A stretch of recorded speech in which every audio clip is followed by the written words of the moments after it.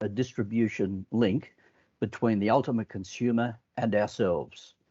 We were concerned that if we went into the major supermarket chains as a small business, it would be very difficult for us to survive and we would lose a lot of control. If we use distributors, the same thing would happen. I know for some companies this works, but for our business, we felt that a distributor that's looking after a number of products can never service you as well as you can service your customers yourself. So when we first started the business, we realized that mail order would be very important. So back in 1997, it was clunky, putting stickers on envelopes, sending out direct mail and all of that. That gradually built up. By the year 2000, we had established a fairly basic website. And we wanted people to be able to purchase our products no matter where they were in Australia, because having come from the FMCG area of business in the past, one of the things I realised is you might have a really great product. You might get it ranged by Coles, Woolworths, various other major retailers. But sure, if it's a really good product, very often it may only be graded for A stores. So the person who sees your expensive ad in Delicious magazine and lives in Broome can't get the product because it's not ranged in that store. So our feeling was very much from the outset that we wanted this direct link to consumers. Our strategy was quite straightforward in that we wanted a business that had a large range of culinary herbs and spices. We wanted to always provide the very best quality. Now, of course, quality is one of the most subjective issues because everyone who is selling anything anywhere in the world will tell you that theirs is the best quality. So it really comes down to the fact that you have to have people trying your product, experiencing the product. And again, if it's a short line of communication and you have that more direct link with customers, you get the feedback about what they do. So it really comes down to the fact that you have to have people trying your product, experiencing the product. And again, if it's a short line of communication and you have that more direct link with customers, you get the feedback about what they do like, what they don't like. And I must say, when we started our business, we made about 15 different herb and spice blends based entirely upon what consumers have come to us and asked about. We now make over 100 different spice blends for all sorts of different cuisines. And we do all that on site. We develop the recipes ourselves, but it is very much consumer related. Now, our business is basically divided up between supplying a few hundred specialty food stores. Some of them are super IGAs or normal IGAs. Some are delicatessens, but they're smaller kinds of retail outlets. We also supply restaurants and caterers, and we sell online, and we have small shop area of factory door sales up here at Charm Haven. The interesting thing that happened, of course, we could always see that online sales were very much the future, because not only do you have this very direct link with your consumer, but as all of you in business will appreciate, you are selling something at full retail price. You are not giving a huge ranging discount to a supermarket chain. You're not giving a 25, 30% or more discount to a distributor. So you actually have something that is extremely viable as well. But of course, you've also got to support that efficiently.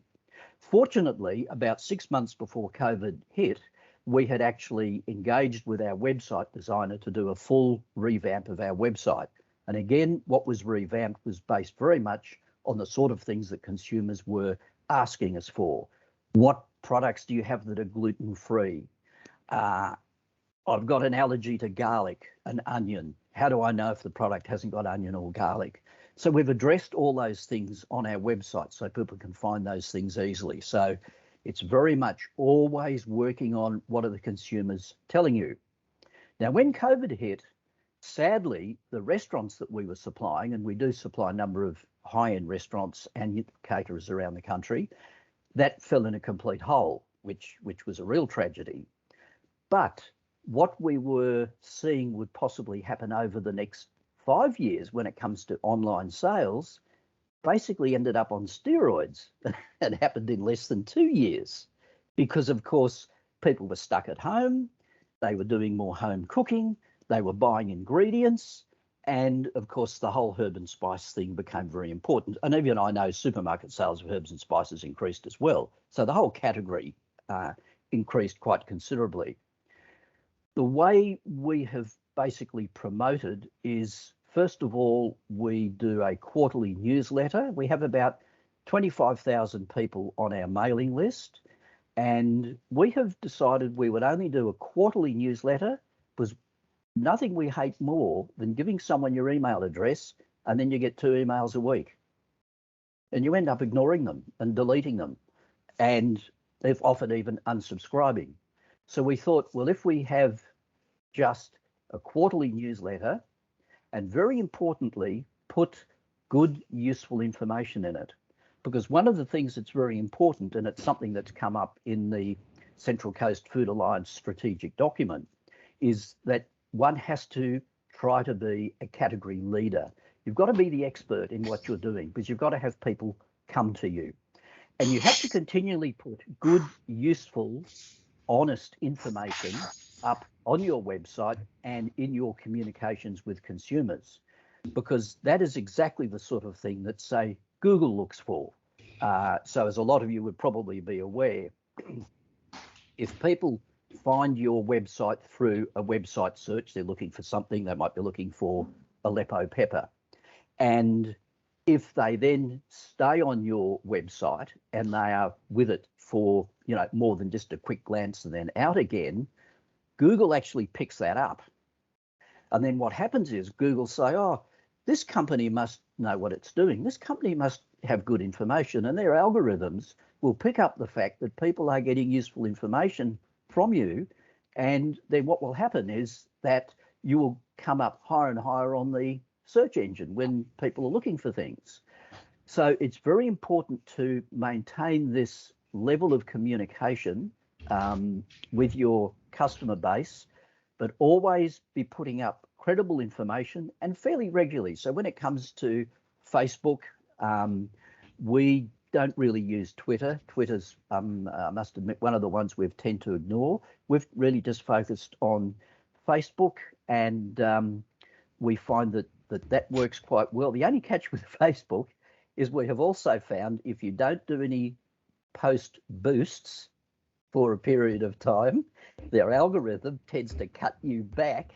So the early days of using Facebook, we would put up something and we might get 700, 800, 1,500, 1,800 views.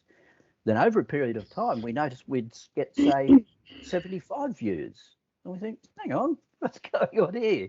And then we'd boost a post and boom, we're up to 3,000 views. So I suspect, that I don't know, Perry might have some ideas on this one, but I have a feeling that their algorithms will notice if you're not spending money with them and you won't get as much coverage. So I think that's very interesting. The other one I find is quite good is Instagram. And I heard someone talking about Instagram on the radio. It was a few years ago now. And they were saying that one of the issues with Facebook is it's not always a kind space. People put all sorts of things on Facebook. But the thing about Instagram is it tends to be what you would call a kind space. And let's face it, that's the way you want to be. That's the way you want to relate to your consumers. You want to be in a kind space. You don't want to be in one of these sort of spaces, which I would sort of say they're a little bit on the dodgy side.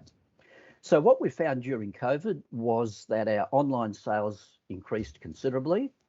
But although the total business turnover did not increase much because we had lost so much in the food service area with restaurants and caterers, the bottom line actually improved because we were doing more online business. So no big secret there. And I think these are the things I think is great about the Food Alliance is I think we can share all the sort of various experiences that we've had, and even the tiniest things that you get from what somebody else has done that can be helpful, just helps us to all get this understanding. But, as the chair of the Food Alliance Steering Committee, I really do believe that cooperation is something that is extremely important. And I think the more that we can do it and understand what we're all doing, the better. And I think meetings like this are a great opportunity to communicate and share information. And hopefully, too, we'll be able to get back to some face-to-face ones in due course, Frank, and that will also be good. But that's basically where we stand at the moment. We are a relatively conservative business. We have always worked on the basis that we want to grow organically. When my wife and I started the business 25 years ago, we thought we would never need any staff. It would just be the two of us, and that would keep us busy into our dotage. Well, we're just about in our dotage now, and we've got 24 people working for us up here at Charmhaven. And I must say that, again, the food industry, overall, the food industry is a very interesting one, because one of the things that people have often said to us, and even employees of ours who've had direct contact with the public, have said, gee, what's really amazing is your customers are always so nice. And my wife, Liz, has always said, well, you know, a lot of low-life people really aren't that interested in food and cooking. So the people who like food, because let's face it, when you like food, it's about caring, it's about sharing. You do food because you want to share it with somebody else. The whole tonality is, I think, very strong. And so that's part of the reason why I'm so committed to the Food Alliance, and hoping that, you know, up here on the Central Coast, we can really create that great sense of community amongst everybody who's involved in the food industry up here, big and small. We've got good relationships with Master Foods and Sanitarium. So I think it's very positive. Yeah. So happy to answer any questions anyone has, Frank. Yeah. So look, the questions we'll take a couple now. I know that Perry and Chris have just joined us, so I'm going to hand over to you at the end of Joel's presentation, just to give some insights, some general insights about what the guys are saying. So, but look, Ian's story is quite an interesting one, because you know he's been on the journey for quite a long time before the Book of Faces, as they call it, was actually up and running, and and recognised that direct connection with consumers. And back in the old days, it was mail out, as Ian said. So and that's what people did. But the technology obviously now has brought it forward, and it's a lot easier to do. So look, I'm going to hand over to Joel now, who him and his wife own the Marshmallow Company. And they've got some great stories. They've only been in business for a short period of time, but I'll let Joel take you through all that, and then he'll have another perspective on social media and how it drives his business. So over to you, Joel. Yeah, hi everyone. So we've been in business for about 4 years now, and we started off kind of really by accident, I guess. My wife just made marshmallows at home, and then it just kind of, people wanted to buy them that we knew. So we started doing markets around the area, and then like the natural progression from that was to get our own shop. So we got a shop, and that kind of, in hindsight now, is like a big distraction. But when COVID happened, obviously, like, we couldn't serve people at our shop. So it was right at Easter, 2 years ago now, and it forced us to focus on our website more. So we had our website going from the beginning. So I was still working full-time in like growth marketing and software. So it was kind of like, from the start, we had a website, and I did a lot of work in SEO, which is like Ian was saying, where you rank on Google. So kind of built that like groundwork for to rank if someone searches gourmet marshmallows or anything around that, like buy marshmallows and stuff. But we kind of like had orders coming in, but it wasn't really a consistent thing. Maybe like 20 a week or 20 a month or something, like a couple of years ago. And then when COVID happened, obviously everyone started thinking about shopping online. So they were more open to buying food online, and it was Easter. So we had these cool products that we just brought out, and similar to like Ian was saying, we were doing Facebook, but then I said, why don't I try doing some Facebook ads? Because I was learning about Facebook ads from one of the growth marketing guys at work. I hadn't done them before, because I was kind of transitioning into that space. So started running Facebook ads, and that's when we just saw everything like go up, like sales go up, average order value go up, everything. And we were like, oh crap, what are we going to do? We had like no packaging sorted out, no nutritional information. We kind of like were like scrambling at that point to sort things out, because we don't have a food background, me and my wife. So eventually we got all that sorted out. And then since then, it's just been kind of consistent growth, focusing through social media, and building our website out. So again, what Ian said, same thing, like we do wholesale, but not as much. It's not something we really focus on because we don't want to eat into the margins. We had a problem where we were like over our capacity. So we just stopped all the wholesale orders and focused on the website, because that's where we were making the most money, and we could like really nurture those customers to become regular customers. Now we're back doing wholesale again, and it's good, but for me, I'm more interested in the like direct to consumer sales. So for about, I would say up until last year, so maybe like a year and a half, until the end of last year, we were focusing pretty much purely on Facebook and Instagram ads for growth. What happened last year, they did an update for iOS with security stuff. So your iPhone, basically Facebook couldn't track you as much anymore. So everyone's ad costs went up because it got a lot harder to for them to target people with ads. So we started seeing our average spend to get a customer started increasing heaps. So kind of back to the drawing board, what can we focus on? And kind of came up with a strategy of we need to own our own customers, similar to what you were saying, Ian, where you've got all these people following you on Facebook, but when you post, they're not showing it to them because they want you to pay. And that's the problem. We've got like 20K followers on Facebook, 20 something on Instagram, and our posts like barely get seen by any of them, and it's so frustrating. So the strategy became like, let's move people to subscribe to our emails, because I know that I can contact them in their inbox. No one can control that, and that way they can get the messages. Obviously don't want to be spammy, but I do send a lot more emails than one a quarter.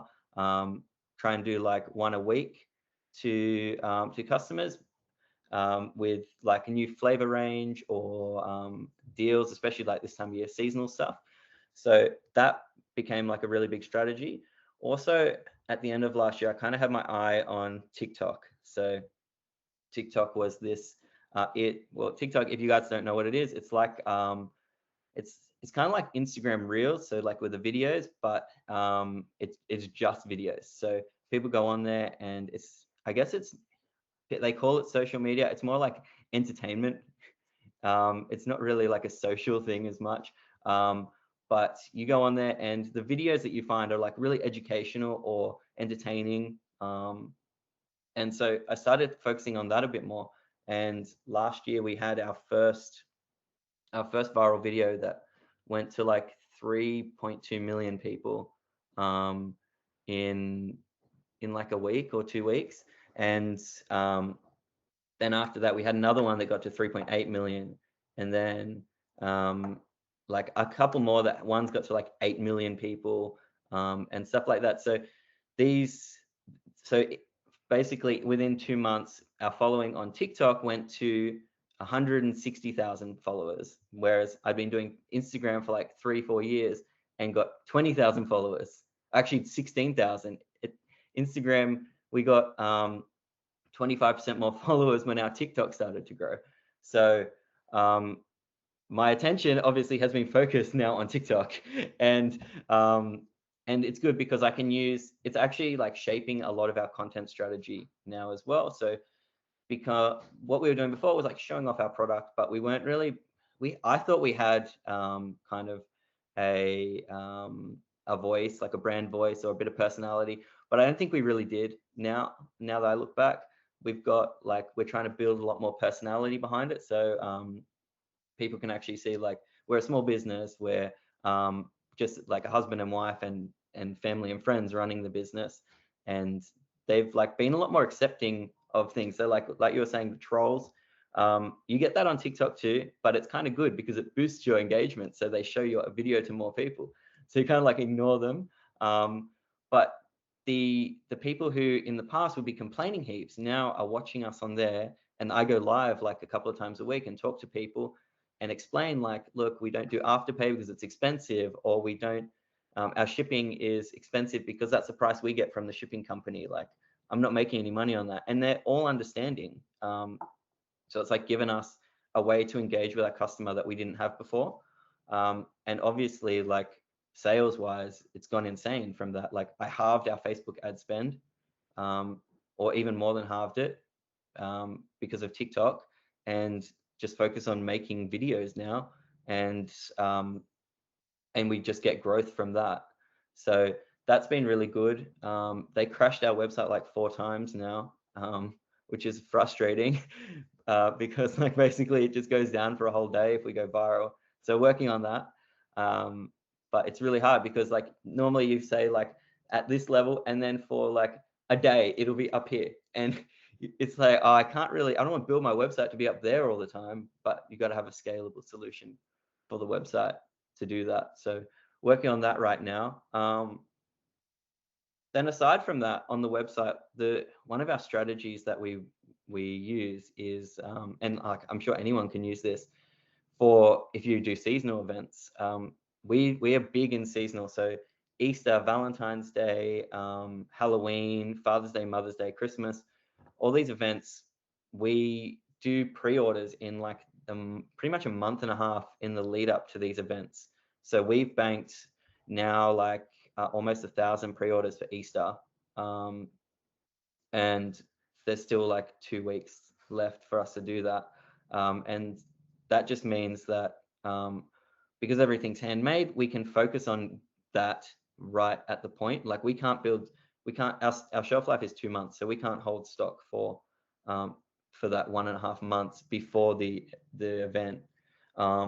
But we can take pre-orders and then make it in the 2 weeks before the event, ship it all out, and then people like they can receive it then. So we've had a lot of good success with that, and it's not hard to implement like a pre-order system for that. So what else? That's pretty much it for that stuff. Again, like it's actually like I'm coming full circle again with my learnings as well on TikTok. They just changed the algorithm, as all these big platforms do.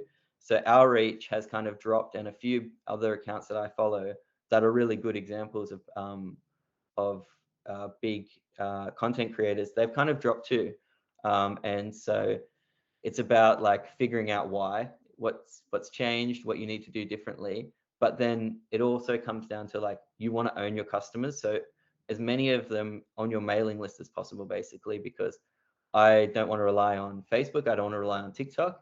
I want to use them to get me to where I want to be. But if you have all your eggs in one of those baskets, then as soon as something happens or those guys change something to get a better earnings call or whatever, then you're screwed, because they don't care about the little guy. They just care about their own earnings.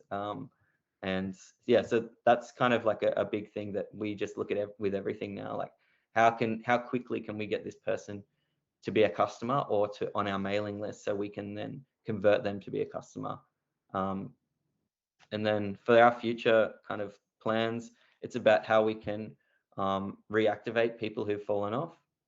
So we have a lot of customers. I think about 20 to 30% of them are repeat customers. So that's pretty kind of standard repeat order rate, but I want to do better. So like what type of things, like subscriptions or different like incentives can we give those people to come back and order from us more regularly, because that way we save so much money on acquiring a customer.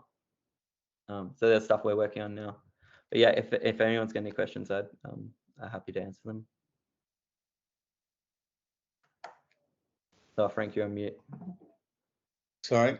Yeah, so one of the things, Joel, too, you actually started getting a lot of overseas orders because of the TikTok thing, yeah? Oh yeah, yeah. Sorry. So we launched international this year, and there was a few things behind that. Mainly the shipping was the problem, but as soon as we figured that out, I haven't spent $1 on international ads, but I'd say about like 20 to 30% of our orders have been from international through TikTok. So our actually 48% of our followers on TikTok are from the United States. So like when we go on there, I can't even go live at like a good time for Australia because I have to do it like in the morning to speak to those US people. And we get people who are staying up till like 2 a.m. there to watch. So I guess marshmallows and the US go hand in hand. So that's why they're a big following. But yeah, it just goes to show the power of those types of platforms where you can just reach people all over the world without paying for it. And I think you gave me one example. It was a Thursday night, I think it was. You were late packing marshmallows, and you did a TikTok saying, "Look, the orders are going to be delayed because we've got so many orders." And then Bria rang up and said, "What's going on? All these people are putting more orders in." Yeah, yeah. So I did a live. I basically, so the idea behind the lives is just to show them what we do. So for us, it's kind of like every day. And you guys probably have heaps of things that you do every day that some would find interesting. For us, it's like packing the orders or cutting the marshmallows that people find really interesting. And they just sit there for that. One of the nights was 4 hours. People were on there the whole time watching. And at one point we had, like the other day, we had 9,000 people at any given time watching on there. And it was like in half an hour, I think we had 75,000 people or something watch that live. And yeah, and I'm trying to say to people, like, please just like be patient with us. We've got a massive delay. We're like a week and a half delayed. We're down on staff. And then yeah, my wife's calling me like, what the hell is going on? She didn't know I was doing it. What the hell is going on? The website's going crazy. And yeah, it was just that. So like I said, those people then had that, we set the expectations kind of lower for our delivery times, and they didn't complain. No one complained, no like chargebacks or anything because of that, because they knew like, oh, look, it must be good if people are waiting that long already. I'm happy to wait, and stuff like that. So it has been really good for that. Great. Joel, when your site crashed, was that just because of the huge volume of people that were going in after you did the TikTok? Yeah. So what happened the first time, it was one of our videos that had previously gone viral. It like got I think it was the third wave of virality for this one. So it had like 1 million views in, I think, 6 hours. And then from that, I like started getting all these messages and websites down, and we used the website in the shop to pack orders, so we couldn't work. So it was basically, what happened was I called up the place to like increase our capacity, and they were like, yeah, there's like 500 people trying to get on at any time. Your site can hold like 200, which we'd only hit once before. And then he upgraded it to the 500, and then instantly it was showing like 800 people on there. So no matter what he like raised the capacity to, like there was just more people trying to get on. So that day, it's a good story, but that day was actually really bad, like one of the worst days on the website, because we couldn't take any orders, so, which was really frustrating. Like people were getting, like the old days when you'd buy like a ticket for an event and then you'd get kicked off because there's too many people trying to do it. It was just like that. Like people would add stuff to their cart, and then they'd get to the checkout screen, enter all their stuff, and then it would just crash. So of course people aren't going to sit around all day waiting for it. So it was very frustrating. Yeah, great. So I'm going to hand over to Chris or Perry shortly, but any questions from anyone? Any other experiences that people have had online sales? Yes, Carl. Hello, mate. Hi, sorry, I was driving. I just want to say congratulations to Joe. Happy to see your face. Yeah, I know your story. You actually talked about your wife's marshmallow when we had a coffee in Golden Station. I'm really glad to see you turn that into a real business. Well done. We thank you very much, both of you. I listened to your conversation and also get encouragement from you. We also accidentally found an extraction from manuka tree that we get support from University of Newcastle. So we have a compound that we name it QE0, and this compound attacks cancer cell without affecting healthy cells. So just recently we made a video that's under the microscope, actually showing how QB0 hitting the cancer cells. So I'm very encouraged. So I will look into TikTok and Facebook, Instagram. We may publish that video and to see what the reaction from the public. Thanks again, Frank, and well done, Joe. Lovely. Anyone else before I get Perry or Chris to pass comment on what's been said and some of those insights? Has anyone else got any other questions? Okay, clearly a great story. So who's going to speak? Chris, Perry? Mate, we work well in tandem. You go first, Perry. Well, yeah, again, like, how good is it to hear of these stories? You know, it's super inspiring. And I guess the challenge can be that everyone's different, you know, in terms of their stage of business and how visual the product is and what's on trend and everything else. And some people are able to do international orders and some people aren't, and all the rest of it. But I was just really tuning in, and the reason that Chris and I thought that we'd jump in is obviously we've jumped into these things here and there, these events here and there. But yeah, just really if anyone had any questions, or if we heard any information that I guess we thought that we could add value to. And I think one of the things that was mentioned was around the Facebook iOS 14.5. You know, you mentioned that impacted the way that, yeah, people can opt out of being tracked. And we certainly saw that across a whole lot of our clients. The Facebook did release one new way to help overcome that, which, depending on your e-commerce platform that you're selling on, can be difficult or easy. If you're with Shopify or WooCommerce, it's easy. They basically have a conversions API, which you can just Google Facebook conversions API. And its goal was to help overcome the tracking issues with Apple basically stopping people being tracked. And we can chat at any stage about this. I've actually got a blog on my on the Missing Link social media website about it, which dives into it quite well. But if anyone's facing any challenges around tracking purchases and things being more expensive, definitely read that blog. It's got a whole bunch of info. And then the other thing which we're doing for a lot of our clients now is you can actually upload offline data from your POS system, for example. Export all of your sales for a month. We do this for clients who one of our clients, Central Coast one is probably a good example. Adrian, Vital First Aid. So he provides first aid training courses, and a lot of the people that purchase might call him and order over the phone. So what we can actually do is upload a list of all of his purchases to Facebook, and then Facebook will match the data of each purchase as to whether they actually saw an ad through their profile. So it's called offline conversion. So that's another really cool way, again, depending on your e-commerce platform, and ask me for more questions. But you know, we generally see it can attribute up to 50% more conversions if you upload this offline data to Facebook, and it'll obviously do the same with your Instagram ads as well. So you can get almost twice as much information on who's purchasing, which then really helps to fuel any future decisions you're making about your marketing, because you've kind of got 50-50 vision if you're not uploading the offline events as well. So they're just two little hot tips. And then I guess the other one was email marketing, you know, and yeah, we work with a lot of people around email marketing, and some say, like, one a quarter's ideal, others say one a fortnight's ideal.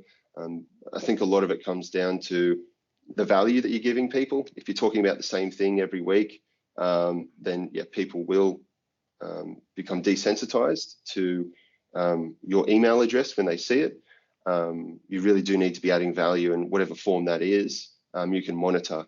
And then another great option is when people unsubscribe, giving them an option of a list to unsubscribe from. So rather than, some people make the mistake of having a master email database with all of their customers and all of their subscribers. And if someone unsubscribes as a email newsletter unsubscriber, they're also unsubscribing from the list where you want to address customers. So having separate lists, a list for your customers and a list for your email subscribers, then because you might need to reach out to all customers for one reason or another. So giving them an option of a list to unsubscribe from is also another really good idea.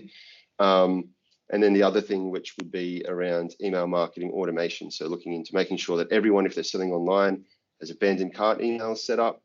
So someone adds something to cart, goes to checkout, they put in their email for the postage, and then they go to pay and they just second guess it. They think, not right now. There's a follow-up email and even a series of emails that says, hey, we noticed you left this in your cart. Is there any questions? Don't forget we have free postage over this amount, et cetera, et cetera. And so we use software called Klaviyo, where you can actually split test different messaging and different timelines of different flows and all the rest of it. But yeah, that's just a quick brain dump of iOS and email marketing that came to mind. So that's my 2 cents. Thanks, Perry. If I got a quick, am I right? Just a quick one. So congrats both Ian and Joel. As Perry said, it's super exciting. I mean, we work with plenty of clients trying to emulate what you guys have both done. So both exciting, and we've already learnt a lot as it is. In terms of what you were mentioning, Joel, a couple of things I really thought were important to highlight to people. One was the evolution of platforms, probably the most important thing, and the transition, and I think you touched on it, Ian, as well, the transition from organic reach to then having to pay for reach. And we saw it, Perry and I went back to our Facebook marketing days early 12 years ago, 13 years ago, and that's when organic was great.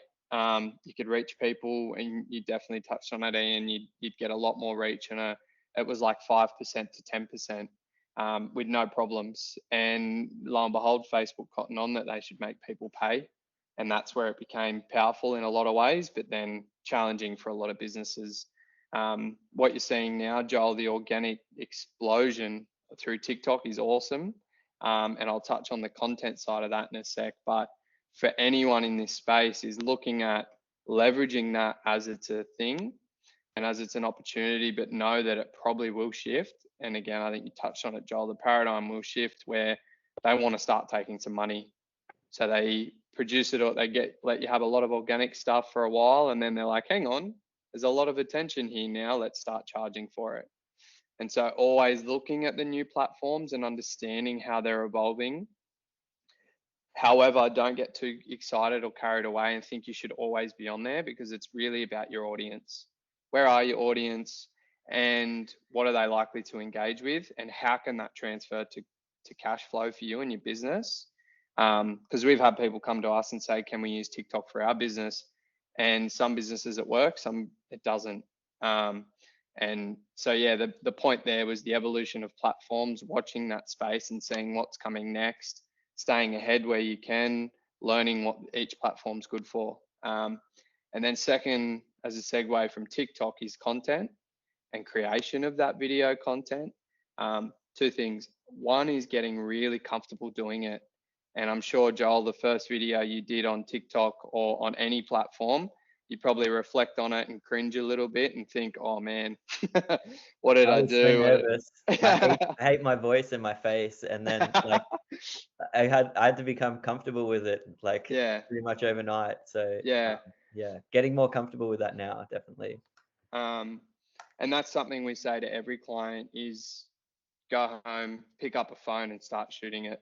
Shoot it in front of your wife, your partner, your kids, your friends, and be comfortable with getting criticized, ridiculed, feedback, because you will, and Perry can attest to this. I've seen Perry's original videos versus what he would do now, and they're chalk and cheese. And so getting comfortable with creating content, and that is one of the most important things, is just because TikTok's there and it's powerful, don't be fooled. There is a lot of work. And Joel, again, I'm sure you can attest to this. People hear the good things and say, I reached 50,000 or 1 million people overseas, but they don't see how much work you actually put into creating that content, and hours of just testing, trying, laughing at yourself, etc., etc. So super powerful, super exciting, lots of opportunities, but don't be fooled. There is a lot of work to be done to get to that point. Right. Thanks, Chris, and thanks, Perry. Yeah, look, I think, and I was just saying this to Alex earlier, that there's possibly a workshop here for those that probably need a bit more initiation into the space, because I think there's so many things that it's a dynamic sector for a start, and understanding all this stuff and how it works. Like you say, it doesn't work for every business, but understanding what are the criteria for each of these platforms and that makes sense as in general terms, and then push ahead with it. So that's great. So any questions from anyone else online? Yeah, I want to jump in and ask a quick question. I'm just curious. I mean, anyone can answer, but I'm just wondering how important it is for the people behind the brands to be front and center in these social videos, and maybe it varies on the platform versus having, a paid talent talking to potential customers. I guess, Joel, you could decide, I don't want to be in these videos. I want someone else to represent my brand. How did you decide that it's going to be you versus somebody else? And is that important? Yeah, I'd been actually trying to get Bria to do it for years. And she, like me, like we're both like quite shy people. We don't really like looking at ourselves on video that much, or like hearing our own voices. And so for that, it kind of just happened, like it just happened like naturally, I guess, with TikTok. Actually, like I was the one that went viral. So I had one video that went viral to 700,000 views or something, and that one was my last one that I had recorded. I recorded like 4 or 5 videos. That was my last one, and I said, stuff it, I'm not doing TikTok anymore. I'm so over this, like getting no views. And that was one of 2 where I just said, I'm just going to put my voice on it and see if it works, and tell a story. And that one, like the last one went, and I didn't open the app for a week because I posted it and I forgot about it. And then I came back and it had like blown up, and I was like, what the hell? What's going on? And so then obviously it works. So I was like, okay, I've got to do this again. I just have to get more comfortable talking. And then when I started doing the lives and stuff, it's just like talking, answering people. They're like writing and you're just talking. So I kind of just started getting comfortable doing that, kind of pushed myself out of my comfort zone really to do that. And now they just like, every time I go on there, like spam, face reveal, show us what you look like. And I'm like, all right, I'm not going to get away from this. So now my latest video, I put my face on there. And that's like my first thing. And I haven't had any hate yet, but I was expecting it. I got some hate before, like about my appearance, and it was demoralizing. I really didn't like it. But yeah, for us, like we've got an intern who's come through now, and I was thinking, should I just get her to start being like a bit of the face of it for the time being and test that out? But I think it's really about like what relationship you want to have with your customer. Like if I see heaps of brands that don't have any kind of face behind it, and then some that they're all about the face. They don't even show their product, and they just expect people to buy. So one example of that is Dessert Boxes in Sydney. They have a massive following on Instagram. All their stories, everything is just them screwing around all day. And then people just must buy their products because they like them.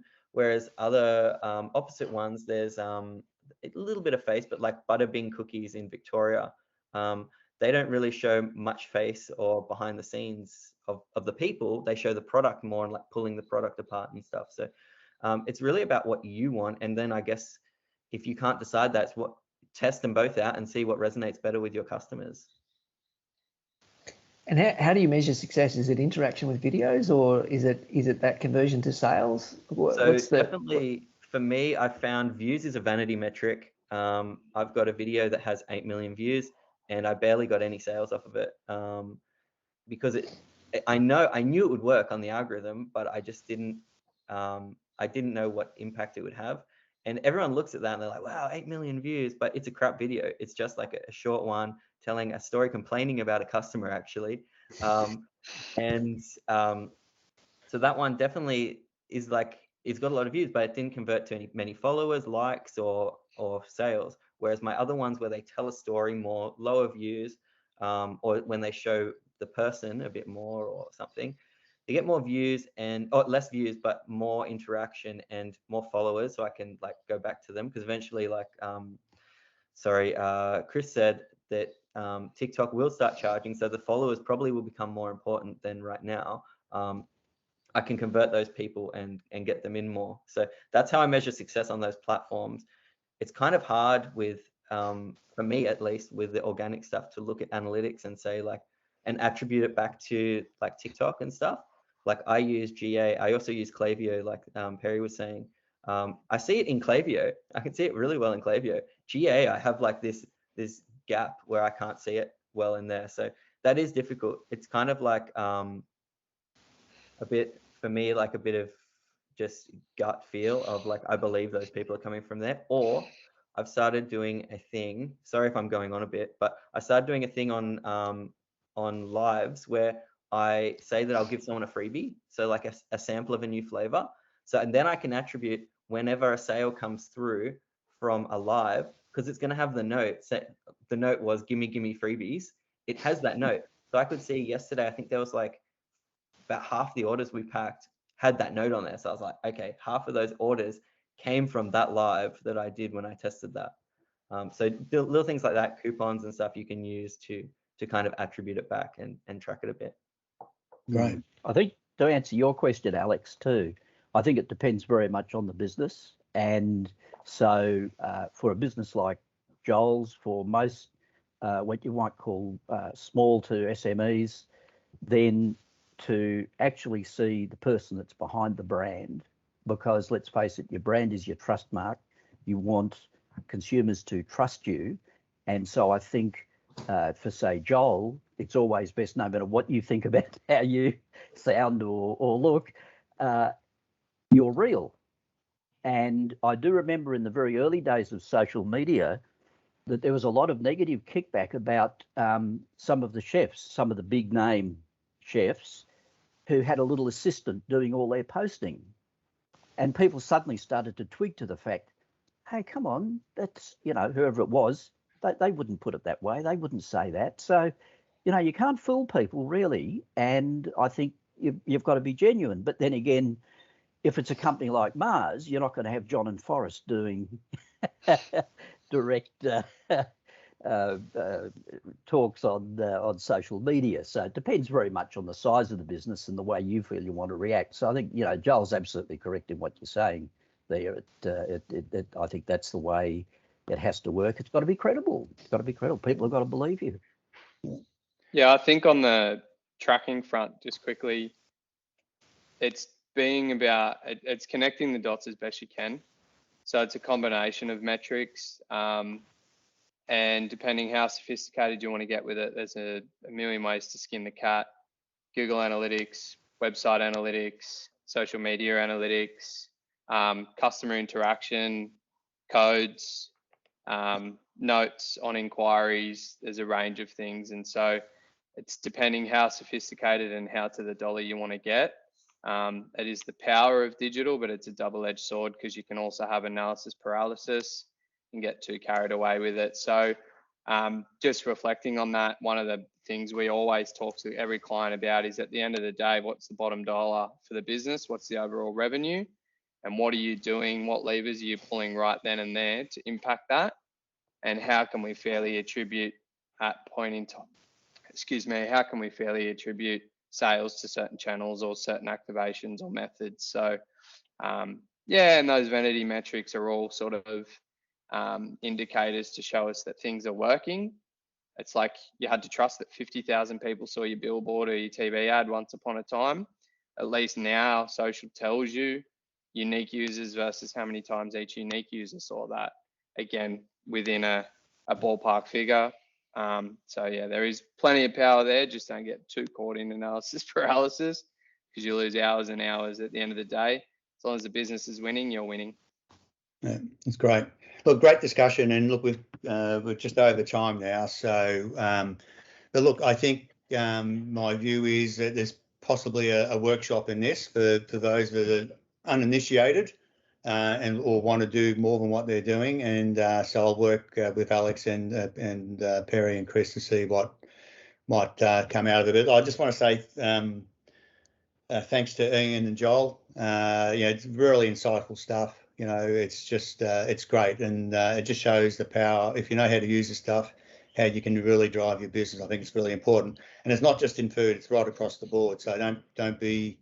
We've got 2 food examples here, but I'm sure Perry and Chris could talk about non-food examples as well, and so that's great. There was just one comment, just from Sarah Cutting. She's and maybe people looked at the chat. She's would you consider media work placement students from schools? So we can have that discussion. So Sarah, look, just have a chat with Alex and myself, and then we can connect with people and see what they think. But yeah, not a problem.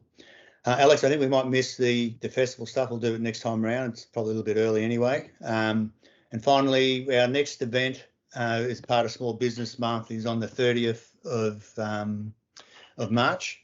It's around forecast and forecasting and planning. So the examples of what Joel has spoken about, even Ian, when you start doing this stuff, you need to understand what the impact is to your production process.